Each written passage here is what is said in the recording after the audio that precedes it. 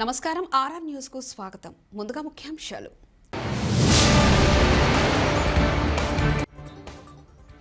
హైదరాబాద్ లో భారీ వర్షం, రోడ్లపైకి చేరుకున్న నీరు.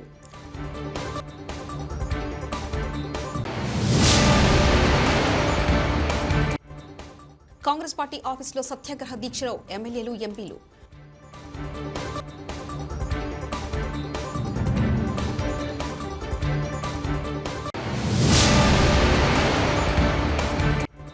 నర్సీపట్నంలో అర్ధరాత్రి నుంచి ఉద్రిక్తత, మాజీ మంత్రి అయ్యన్న పాత్రుడి ఇంటి చుట్టూ పోలీసుల బలగాలు.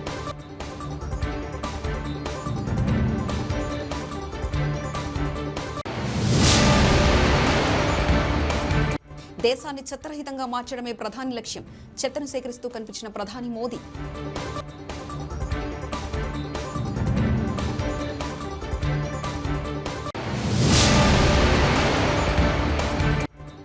తెలంగాణ రైతులకు శుభవార్త, ఈసారి 7,700 కోట్లతో రైతు బంధుకు సర్వం సిద్ధం.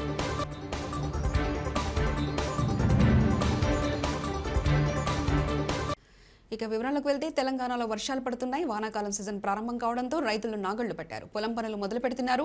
ఇదే సమయంలో అన్నదాతకు శుభవార్తను అందిస్తూ పెట్టుబడి సాయం అందించేందుకు తెలంగాణ ప్రభుత్వం ప్రణాళికలు రూపొందిస్తుంది. ఈ నెల 20 తేదీ తర్వాత రైతు బంధు అందించేందుకు సిద్ధమవుతుంది కేసీఆర్ సర్కార్. అయితే గత యాసంగి సీజన్లో 62.99 లక్షల మంది రైతులకు 7,411.52 కోట్లకు పైగా రైతు బంధు కింద పెట్టుబడి సాయం అందించింది తెలంగాణ ప్రభుత్వం. అయితే ఈ సీజన్లో పట్టాదారుల సంఖ్య పెరిగే అవకాశం ఉందని భావించిన ప్రభుత్వం దానికి తగ్గట్టుగా ప్రణాళికలు సిద్ధం చేసింది. కొత్త పట్టాదారులకు ఎలాంటి సమస్యలు రాకుండా చర్యలు తీసుకోవాలంటూ ఇప్పటికే రైతు బాంధవుడు సీఎం కేసీఆర్ అధికారులను ఆదేశించారు. దాంతో ఈసారి రైతు బంధు కోసం 7,700 కోట్ల రూపాయలు అవసరం అవుతాయని అధికారులు అంచనా వేశారు. ఏకమొత్తంగా ఒకేసారి వేస్తే ఇబ్బందులు వస్తాయనే ఉద్దేశంతో విడతల వారీగా ఈ నెల 20వ తేదీ తర్వాత రైతు బంధును అందించనుంది తెలంగాణ ప్రభుత్వం.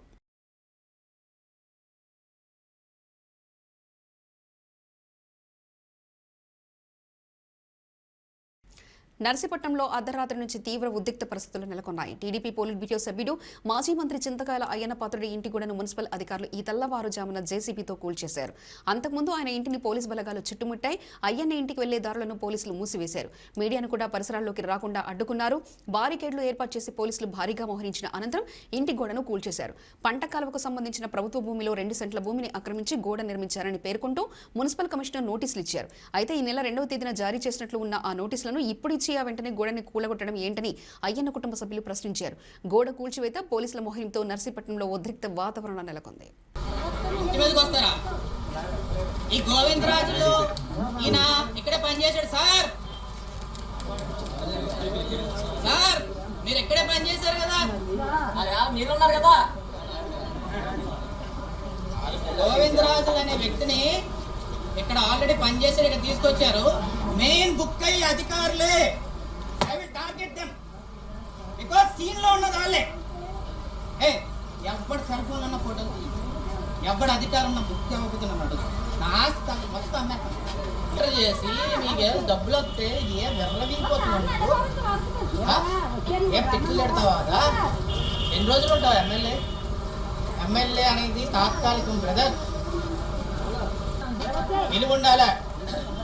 నువ్వేం చేస్తున్నా కామ్గా ఎందుకున్నావు? మీ నాన్నగారు ఏంటి సర్పంచ్ చేశారా?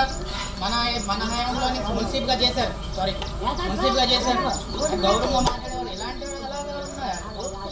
ఇల్లు పగలు కొట్టా జనాలు ఊరుకుంటారు అనుకున్నారు. ఇక ఇటీవల నటి సాయి పల్లవి కశ్మీర్ పండిట్ల ఊచకోత, ఆవులను తరలిస్తున్న వ్యక్తుల హత్యలపై చేసిన వ్యాఖ్యలు వివాదాస్పదమయ్యాయి. కొందరు సాయి పల్లవిని తీవ్రంగా విమర్శిస్తుండగా మరికొందరు మద్దతు పలుకుతున్నారు. కాగా తన వ్యాఖ్యలు దుమారం రేపుతుండడం పట్ల సాయి పల్లవి స్పందించారు. తన వివరణతో ఓ వీడియో రిలీజ్ చేశారు. తనకు మద్దతుగా నిలిచిన వారికి కృతజ్ఞతలు తెలిపారు. ఓ ఇంటర్వ్యూలో తాను చేసిన వ్యాఖ్యలను వ్యక్తీకరించారని సాయి పల్లవి ఆరోపించారు. తాను మాట్లాడిన మాటల్లో కొన్నిటినే పరిగణలోకి తీసుకుని తప్పుడు ప్రచారం చేశారని వెల్లడించారు. మీరు రైట్ వింగ్ కు మద్దతిస్తారా, లెఫ్ట్ వింగ్ కు మద్దతిస్తారా అని ప్రశ్నించారు. ముందు మనం మంచి మనుషులుగా జీవించాలనే ఉద్దేశం వచ్చేటట్లు సమాధానమిచ్చానని సాయి పల్లవి స్పష్టం చేశారు. కానీ తాను చెప్పిన విషయాలను తప్పుగా అర్థం చేసుకుని ఇష్టం వచ్చినట్లు ప్రచారం చేశారని నటి ఆవేదన వ్యక్తం చేశారు. This is the first time that I'm getting in touch with you all to clarify something, and I think this will be the first time that I'll be thinking twice before I speak my heart. because I'm anxious that my words might be misinterpreted. So forgive me if I take a while longer than usual to communicate my thoughts. And I'd like to do this in English. In a recent interview, I was asked if I was a supporter of the left or the right wing, and I clearly stated that I believe I'm neutral, and we need to be good human beings first before we identify ourselves with our beliefs, and that the oppressed need to be protected at any cost. So further into the interview, I went on to elaborate on how I look at things, and I had quoted 2 references which had a huge impact on me and which left me traumatized for days. In fact, after I watched the film The Kashmir Files, I had the opportunity to speak with the director, and this was 3 months ago. I remember telling him that I was disturbed seeing the plight of the people at that time, and being someone that I am, I would never belittle tragedy like the genocide and the generations of people who are still affected by it. Having said that, I can never come to terms with the mob lynching incident that had taken place during our COVID times, because I remember seeing that video and being shaken for days. I believe that violence in any form is wrong, and violence in the name of any religion is a huge sin. So this is all that I intended to say, and that's all. But it was very disturbing to see that many people online justified the mob lynching incident, and I don't think any of us have the right to take another person's life. Being a medical graduate, I believe that all lives are equal and all lives are important. And I hope a day doesn't come when a child is born and he or she is scared of his or her identity. And I pray that we're not heading towards that, at least.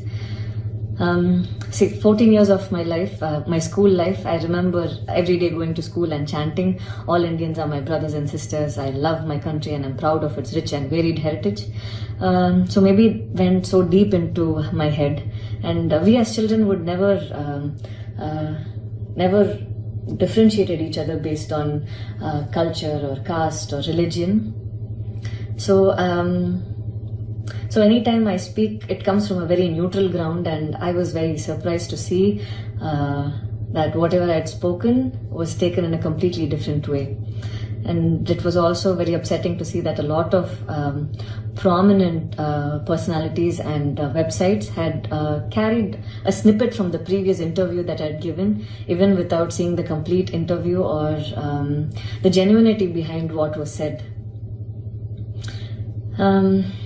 I would like to take this opportunity to thank the people who stood by me the last few days, because I remember feeling so alone and conflicted, wondering what I did wrong, and it was heartwarming to see that a lot of people raised their voice in support of me, and I felt like they knew